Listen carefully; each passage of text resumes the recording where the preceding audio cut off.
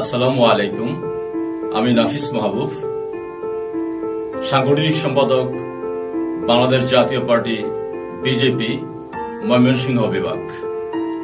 সামনে আসছে ঈদুল আজহা।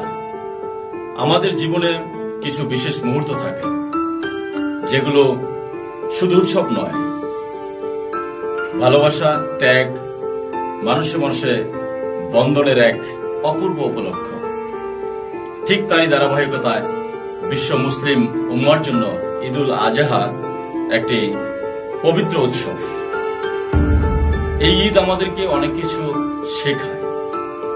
নিঃস্বার্থ ত্যাগ, নিঃস্বার্থ ভালোবাসা, সবকিছু মিলিয়েই যেন মানবতা আসল সৌন্দর্য শুধু নিঃস্বার্থ ত্যাগেই।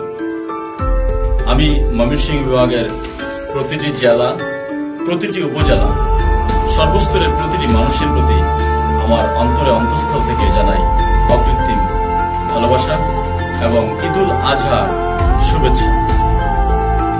আমরা যারা মানুষ, আমাদের প্রত্যেকের খেয়াল রাখা উচিত।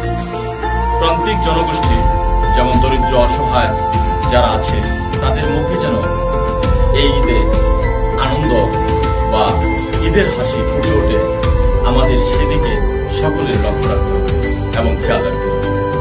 আমরা একজন মানুষ হিসাবে, একজন রাজনৈতিক কর্মী হিসাবে আমরা সকলেই সেই চেষ্টায় এগিয়ে আসব।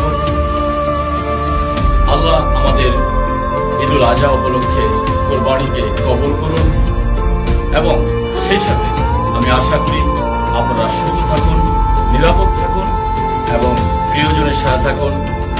আগামী ঈদুল আজহার দিনটি আনন্দঘন কাটুক। সেই সাথে